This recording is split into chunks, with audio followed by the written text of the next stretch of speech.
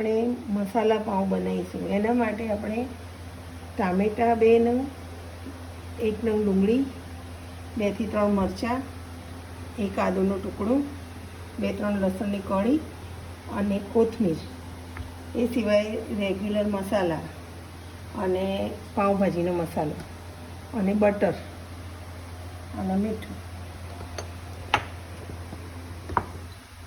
વાત કરીએ મસાલા પાઉં કેવી રીતે બને છે, તો 1 થી 2 ચમચી આપણે બટર અથવા ઘી લઈશું. ઘી બળી ન જાય એના માટે આપણે થોડું ઓઇલ સ્પ્રેડ કરીશું.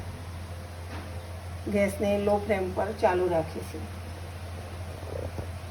ત્યારબાદ ગરમ થાય તવી ત્યારે અંદર થોડું જીરું થોડું સંતળાય પછી અંદર આપણે વારે ફરતી મસાલા એડ કરીશું.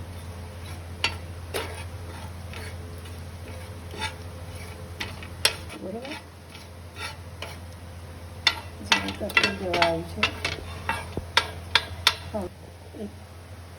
1 ચમચી આદુનો ટુકડો ઝીણો સમારેલો, 1 ચમચી લસણ ઝીણું સમારેલું, 1 ચમચી ઝીણા સમારેલા મરચાં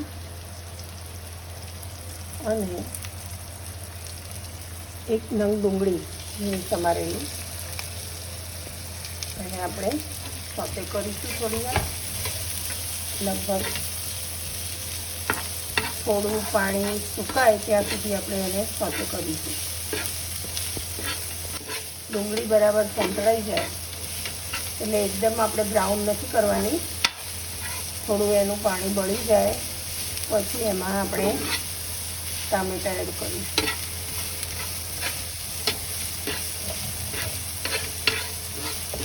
ડુંગળી એ થાય નરમ પડે એટલા માટે આપણે થોડું મીઠું નાખીશું. મીઠું નાખ્યા પછી તેમાં આપણે ટમેટાં સોફ્ટ થાય ત્યાં સુધી 2 નંગ ટામેટાં એડ કરીશું.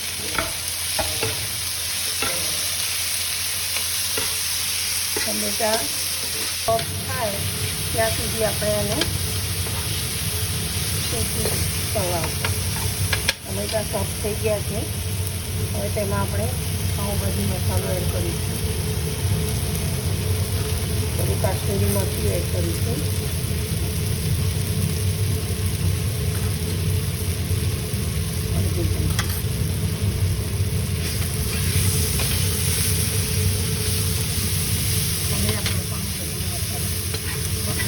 મસાલા પાઉંનો મસાલો તૈયાર છે.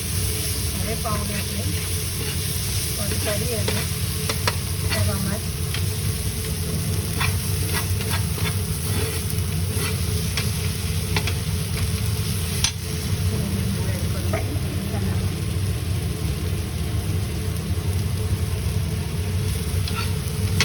સર્વ કરીશું. પછી બાજુમાં આપણે થોડું બટર એડ કરીશું.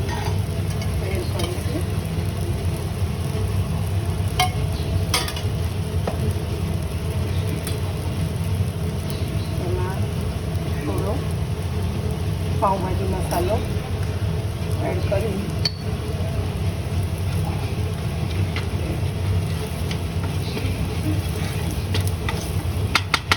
હલ્દી પાઉંના પાઉંને આપણે કટ કરી એના ઉપર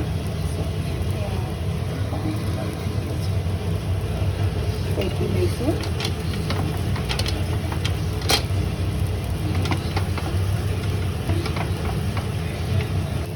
ટર્ન કરીશું.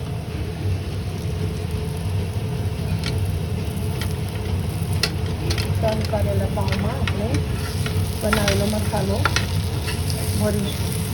પાઉં અલગ અલગ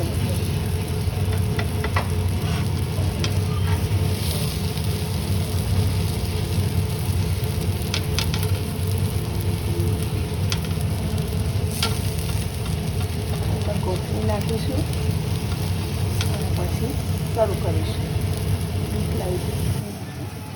તો મિત્રો પછી આપણે એને શરૂ કરીશું. અને મિત્રો તમને મારી રેસીપી મસાલા પાવની કેવી લાગી તે જણાવશો ચોક્કસ. જય શ્રી કૃષ્ણ.